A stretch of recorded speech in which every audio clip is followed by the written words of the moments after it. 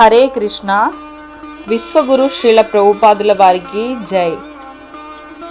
శ్రద్ధ భక్తితో వినే ప్రతి భక్తునికి నా నమస్కారాలు. ఈరోజు మనం వినబోతున్నది భక్తి మార్గాన్ని సులభంగా లోతుగా తెలియచేసే ఒక అమూల్యమైన గ్రంథం. దీని పేరు ఏమిటంటే శ్రీల ప్రభుపాద ఆధ్యాత్మిక జగత్తు సందేశాన్ని ప్రపంచానికి పరిచయం చేసిన మహానుభావుడు. భక్తి ఉద్యమానికి పునాది వేసిన పూజ్యశ్రీ శ్రీల ప్రభుపాదుల వారి జీవితం, ఉపదేశాల కృప. ఈ పుస్తకంలో ప్రతి పేజీ మనసును శాంతితో నింపుతుంది, జీవితానికి ఒక కొత్త దారి చూపిస్తుంది. మనలో భక్తిని పెంచి కృష్ణ చైతన్యాన్ని మేల్కొల్పే అమృత సమానమైన వాక్యాలు ఇందులో ఉన్నాయి. ఇప్పుడు మనం ఈ పవిత్ర గ్రంథాన్ని అదే విధంగా ఏ మార్పులు చేయకుండా ఆడియో రూపంలో వినబోతున్నాం. దయచేసి శ్రద్ధగా వినండి, హృదయంతో గ్రహించండి. హరే కృష్ణ హరే కృష్ణ కృష్ణ కృష్ణ హరే హరే, హరే రామ రామ రామ హరే హరే. మనం ఈ పుస్తకాన్ని ప్రారంభించుకుందాం. ఈ పుస్తకం పేరు ఆధ్యాత్మిక జగత్తు సందేశాన్ని కొని తెచ్చిన శ్రీల ప్రభుపాద. దీని రచయిత పూజ్యశ్రీ సస్వరూప దాస గోస్వాముల వారు. ఇక ఈ పుస్తకం మొదటి పేజీలో ఏం రాసిందో మనం తెలుసుకుందాం. పరమ పూజ్యశ్రీ శ్రీమద్ ఏసీ భక్తివేదాంత స్వామి ప్రభుపాదుల వారి రచనలు. ఇప్పుడు ప్రభుపాదుల వారు ఏ పుస్తకాలను రచించారో వాటి పేర్లు ఏమిటో తెలుసుకుందాం. భగవద్గీత యథాతథము, శ్రీమద్ భాగవతము 18 సంపుటములు, శ్రీ చైతన్య చరితామృతము 9 సంపుటములు, శ్రీ చైతన్య మహాప్రభు బోధానామృతము, దేవాది దేవుడు శ్రీకృష్ణ భగవానుడు భక్తి రసామృతము, ఆత్మ సాక్షాత్కార శాస్త్రం, కుంతి మహారాణి ఉపదేశములు, దేవాహుతి కుమారుడైన కపిల భగవానుని ఉపదేశములు, ద్వితీయ అవకాశము, జ్ఞాన ఖడ్గము, ఆత్మ అన్వేషణము, భ్రమ మరియు సందేహములకు అతీతముగా, శ్రీ ఈశోపనిషత్తు ఉపదేశామృతము, ఉత్తమ ప్రశ్నలు, ఉత్తమ సమాధానాలు, గ్రహాంతర సులభ ప్రయాణం, కృష్ణ చైతన్యవే సర్వోత్తమ యోగం, యోగా స్థితి పదం, ప్రకృతి నియమాలు,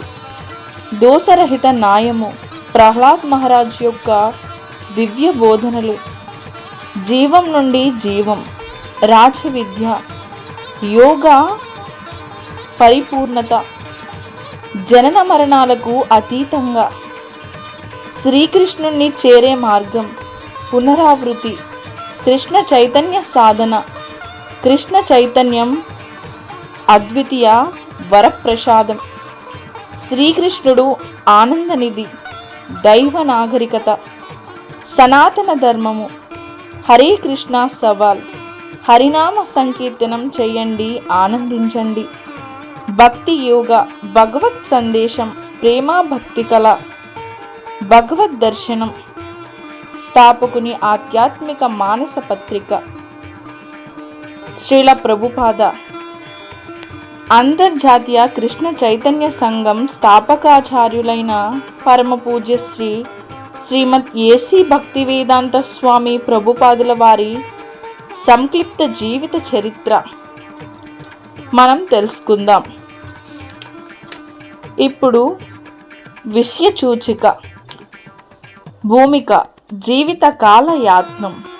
మొదటిది ఒంటరి పోరాటం, రెండవది విత్తనాన్ని నాటడం, మూడవది వారిని వారు మాత్రమే నడిపించగలరు ప్రతి పట్టణంలో మరియు ప్రతి గ్రామంలో, ఐదవది అక్కడ ఒక మందిరాన్ని ఉండనివ్వండి, ఆరవది అక్కడ ఒక మందిరాన్ని ఉండనివ్వండి, ఏడవది 2 ప్రపంచాలను కలుపుట, ఎనిమిదవది తుది ఉపదేశం రచయితను గురించి. ఇప్పుడు మనం భూమిక జీవితకాల యాత్నం గురించి తెలుసుకుందాం. శ్రీల ప్రభుపాదుల వారి యొక్క ఆయన మార్గాన్ని ఎలా నిర్దేశిస్తూ భగవంతుణ్ణి ప్రపంచానికి అందించారో ఆ యొక్క జీవితాన్ని గురించి తెలుసుకుందాం.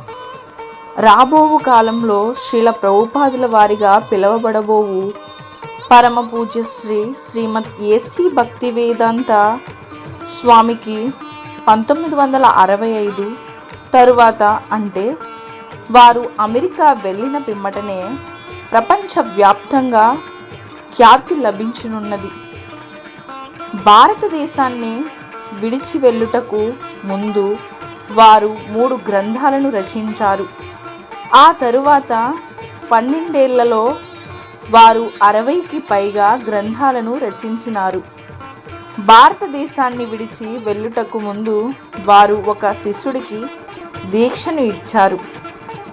తరువాత 12 ఏళ్లలో 4,000 మందికి పైగా శిష్యులకు దీక్షను ఇవ్వాలన్నారు.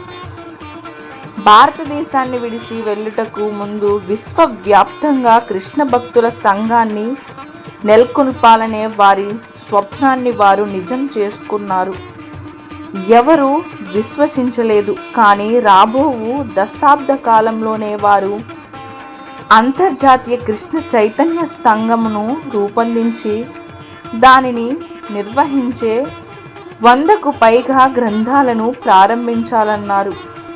అమెరికాకు వెళ్ళుటకు ముందు వారు ఏనాడు భారతదేశాన్ని విడిచి వెళ్ళలేదు. అయితే తరువాతి 12 ఏళ్ల కాలంలో కృష్ణ చైతన్యోద్యమాన్ని ప్రచారం చేస్తూ ఎన్నోసార్లు ప్రపంచమంతటా పర్యటించనున్నారు.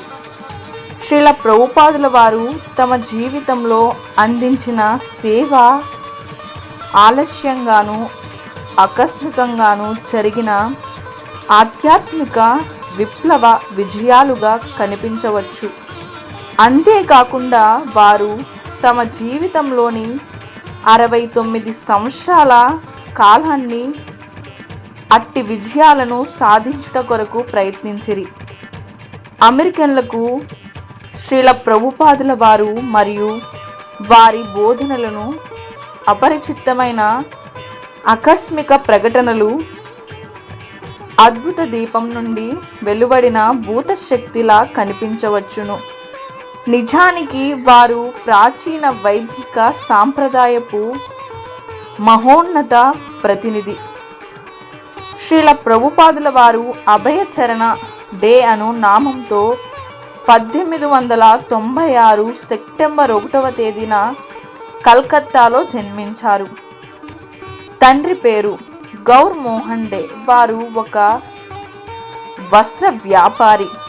వారి తల్లి పేరు రజని. బాలుని తల్లిదండ్రులు బెంగాలీ సాంప్రదాయం ప్రకారంగా అతని జన్మకుండలిని వేయించారు.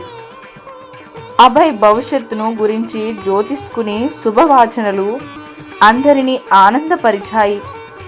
జ్యోతిష్యుడు ఒక విశిష్టమైన భవిష్యవాణిని చేశాడు.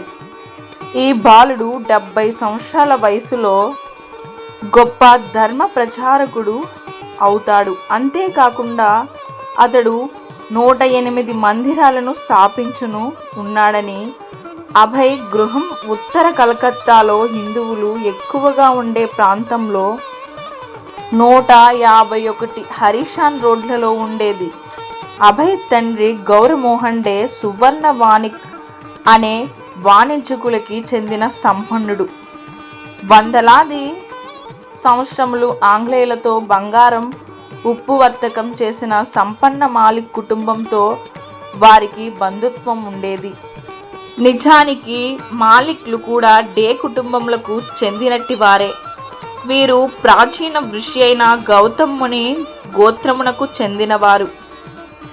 ముగులు కాలంలో ఆంగ్లేయులు మన దేశానికి రాకమునుపు ఒక ముస్లిం రాజు డే వంశీకులైన సంపన్నులు పరపతి గలవారైన ఒక శాఖ వారికి మాలిక్ అనే బిరుదును ప్రదానం చేశాడు. అనేక తరాల అనంతరం డే కుటుంబంలోని కన్యలను మాలిక్ కుటుంబంలోనికి వారికిచ్చి వివాహం జరిపించబడింది. అప్పటి నుండి ఈ 2 కుటుంబాలు సన్నిహిత సంబంధాన్ని కలిగి ఉన్నాయి. హరిషాన్ రోడ్డుకు ఇరువైపులా గల ఆస్తులన్నీ లోకనాథ్ మాలిక్కు చెందినవి. అందులోని ఒక మూఢస్థుల భవనంలోని కొన్ని గదులలో గౌర్ మోహన్ డే కుటుంబం నివసించుండేది. డే కుటుంబం నివాసానికి ఎదురుగా ఉన్నట్టి రోడ్డుకు అవతలి వైపున శ్రీ రాధా గోవిందుల మందిరం ఉండేది. అప్పటికి 150 సంవత్సరాలుగా ఆ మందిరంలోని రాధాకృష్ణుల విగ్రహారాధనలు మాలిక్ కుటుంబీకులే చేసుకునేవారు. మాలిక్ వారి ఆస్తులకు సంబంధించిన కొన్ని దుకాణాలపై వచ్చే ఆదాయం మందిర నిర్వహణకు మరియు పూజారుల జీతాలకు సరిపోయేది. ప్రతిరోజు ఉదయం అల్పాహారానికి ముందు మాలిక్ కుటుంబం సభ్యులు ఆ మందిరాలకి వెళ్ళి రాధా గోవిందుల విగ్రహాలను దర్శించుకునేవారు. ఆ మందిరంలో ఒక పెద్ద విస్తరిలో అన్నం, కచోరీలు, కూరలను భగవంతునికి నివేదించి ఆ ప్రసాదాన్ని అక్కడకు దర్శనం కొరకు వచ్చిన భక్తులకు పంచేవారు. ప్రతిరోజు వచ్చే భక్తులలో అభయ్ చరణ ఒకరు. అతడు తన తల్లిదండ్రులతో పని వాళ్లతోనూ కలిసి వెళ్ళేవారు. గౌర్ మోహన్ డే శుద్ధ వైష్ణవుడు. అంతేకాకుండా అతడు తన పుత్రుడు కృష్ణ చైతన్యవంతుడయ్యేలా పెంచెను. గౌర్ మోహన్ డే తల్లిదండ్రులు కూడా వైష్ణవులగుట చేత వారు మాంసము, చేపలు, గుడ్లు, టీ, కాఫీలు వంటి వాటిని ఎన్నడూ ముట్టలేదు. అతడు తెల్లటి ఛాయతో ఉండేవాడు, మితభాషి. రాత్రి వేళల్లో. ఇక తర్వాత ఏం జరిగిందో 3వ పేజీలో తెలుసుకుందాము. ఇప్పటి వరకు అభయ చరణ్ అంటే శ్రీల ప్రభుపాదుల వారి జీవితంలో చిన్న వయసులో ఏవే విషయాలు జరిగాయో వాటన్నిటి గురించి మనం తెలుసుకున్నాము. ఇక మిగతాది 3వ పేజీలో తెలుసుకుందాము.